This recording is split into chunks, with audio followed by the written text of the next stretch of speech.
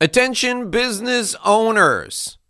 The show you are about to hear was recorded live in an Exit Success Lab professional development session. If you are a business owner and you're looking for a way to connect with people who are just like you, people who speak your language, people who understand your problems, Exit Success Lab is the place for you. You should apply to be a part of our community. You can do that by calling me directly. You can reach me at 786-436-1986. If you've been looking for a way to grow or scale your business, or you're just stuck, Exit Success Lab is the place for you. Call me today to see if you're a fit for our community. 786-436-1986. Call me today. All right, our first topic for discussion today is how you have to stop working with people who do less than $1 million in annual revenue. I want you to stop working with people, stop targeting them. If they throw themselves at you with a wheelbarrow full of cash, take them, of course. But I don't want you targeting or focusing on businesses that do less than $1 million in annual revenue. And here are my 5 reasons why, and then I'll get Harry's take on this. Reason number 1 is most businesses that don't do at least $1 million in annual revenue fail. 90% of businesses that don't get to $1 million or more fail. Now, I know what you're thinking. Well, my brother-in-law has a mechanic shop and he's only doing $800,000 and he's been in business for 10 years. Well, your brother-in-law is the exception. He's in the top 10%. Most of those businesses fail. And I don't want you doing work for somebody who's going to be gone tomorrow, a week from tomorrow, or a year from tomorrow. I want you to have the best opportunity to succeed. Number 2, most of those businesses that do less than $1 million in annual revenue are dependent upon the owner. They're owner-centric. They are businesses that succeed or fail depending upon the will and the resilience and the desires of 1 or 2 people. And that, for you as a professional service provider, is a recipe for failure, because if that business is dependent upon the owner and the owner wakes up in a bad mood, you're fired. Or that business is dependent upon the owner and the owner gets sick, there's no more business. So a business that is owner-centric is not a good risk for you, and you're putting time and money into your pursuit of clients. It's easier to pursue clients that make way more, that do way more in revenue than $1 million a year, and not have that type of risk. Number 3, those businesses that do less than $1 million a year in annual revenue cannot create the type of experience that will result in reduced churn, that will result in dedicated clients that provide repeat or recurring revenue for the long term. Now, if they're startups and they're emerging and they're scaling quickly and they're taking the money that comes in and they're reinvesting, they'll break through that $1 million threshold in 18 months, and then you can start to pursue them and work with them because they will be able to provide a great experience, right? If they're sharp and they have 2 partners or 3 partners and they're well funded, they can probably create a great experience and they'll break through the $1 million barrier in 18 months to 2 years, and then you can pursue them. But let them prove themselves first. Let them prove that they're creating that great client experience, because one of the reasons these businesses fail is because they can't create that great client experience because they're just resource constrained. So not being able to create the great client experience and retain them is a big, big problem.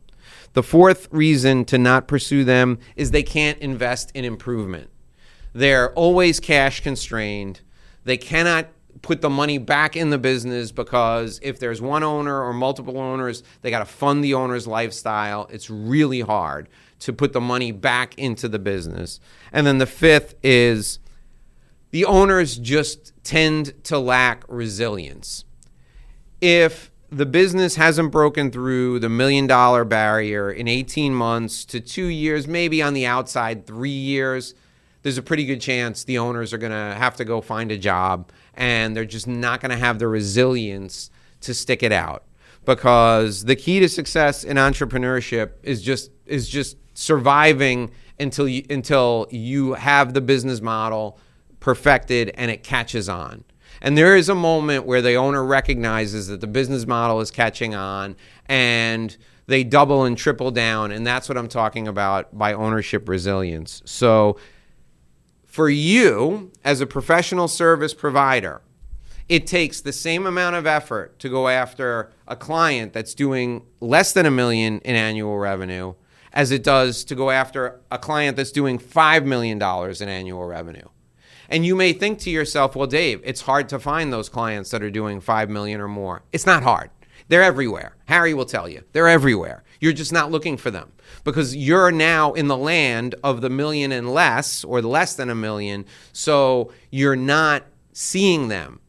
It's like if I told you that, and this is the truth, blue cars only make up 7% or fewer of all cars sold in the United States. When you walk out of your office or out of your house today, you're only going to see blue cars because I just mentioned blue cars to you, right?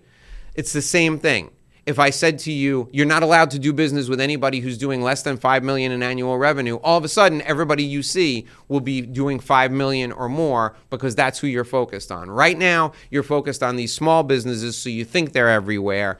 The businesses that are a little bigger are everywhere as well. Okay, Harry, your thoughts on those 5 and anything else you want to add? Yeah, I think the important distinction that you make, if it's a startup with several partners, that would be a distinction in who you want to work with. The other part is that usually those companies at $1 million and under, they're not going to be good resources for you about other referrals. As those other companies are growing, then that becomes more of a referral source. They're well known, and then people will say, "Oh, if you're doing business with X, I'll invite you, to the RP process or whatever the case may be." But I think the big thing to think about here is your time that you spend on these smaller companies. You're going to spend the same amount of time trying to get the $5 million or $4 million account, and time is everything for yourself. And what we did in order to eliminate a lot of that is that's when we decided that every single client we have to have a minimum retainer. And I will tell you that turns away a lot of different people because they don't want to pay a retainer up front to get started. So that was our way of weeding it through, and it was very diplomatic and everything else, but that allows you to do it. Now you have to adjust your business however it is and find some way to do that. But, we have found that we are more successful doing less things, more focused, than doing many things and trying to shoot like a shotgun. So, that's the approach that we've taken. But you gotta be a sniper on this. You can't just, continue to go out there and look at that. The other thing too is it takes a lot of time to build up your materials. Dave, you were talking about the educational materials. You're better off spending that time than dealing with clients who are not going to end up paying your bills at the end of the day. So, it's all a balance. But I think the big thing there is that you're right. You got to watch where you're spending your time because the likelihood of you not getting paid on those accounts. Marnie, she went through this type of process in her business. And then she just said, I got to elevate everything because I'm not making enough money on what I'm doing. And when she elevated it, she's now doing much, much better. And, Kate Ladon did the same thing. There was all this number of employees and all that, and they decided that less is more. And then now that she's more successful than she was in the past. So I think you really need to think through that process. I think those are great points. And people will say, okay, Dave, that's great. How do I know? How do I know which business is doing $1 million in annual revenue and up? And you know how I find out? And Nicole, like the hair on the back of Nicola's neck stands up when I do this. How much are you making in annual revenue? That's how I do it. That's it. You're sitting in front of me. Tell me, what kind of business you got? I do this, and I do this, and I do this. How much you do in annual revenue? That's it. I ask. And if the business owner bristles at that, I say, are you doing more than $1 million? And if they say yes, then I'm good. And if they don't answer, then I know. It's pretty straightforward. Because here's the thing, Harry hit the nail on the head. You don't have time. You don't have time for this, right? It's easy for Harry. Harry's a CPA. Everybody expects Harry to ask about revenue. I think it's natural in what I do too. Dave, what do you do? Oh, I help people grow their businesses. Oh, you do? Yeah, I do. Tell me about your business. Oh, I do this, I do this, I do this. Oh, what size is your business? What do you mean, what size? What's your revenue? How many employees? I really don't, and I'll hedge a little. I don't ask about revenue in isolation. I always say revenue and employees. I don't care about the employees, but I pair the revenue with the employees just so that it softens the question about the revenue. And I'll tell you that I'm not alone in this. If you decide you want to apply for EO, Entrepreneurs Organization, the very first thing they ask, how many employees you got? What do you do in annual revenue? Because they don't want anything to do with you if you don't have at least 10 employees and do at least $1 million in annual revenue. So it's not a challenge or a problem for you to ask somebody that question. So I wouldn't hesitate. I wouldn't worry about people's feelings. Business is business. What size is your business? You doing more than $1 million in annual revenue? Great. That's fantastic. Now, if they say, why do you want to know? I'll tell them honestly. We have a program for people that are doing $1 million or more in annual revenue. And if you're not, it's okay. We put on seminars all the time for people whose businesses are smaller than $1 million in annual revenue.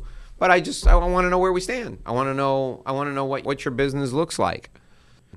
So I just think you got to be unafraid to say this. Or help them be successful so that they get over $1 million. That's fine too. But moving forward, only target people who are ready, willing, and able to go with you on the journey.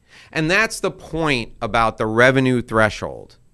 You want people who are going to continue on this journey with you for the long term. You don't want people who might fall off the wagon at some point because their business is completely and totally dependent on them.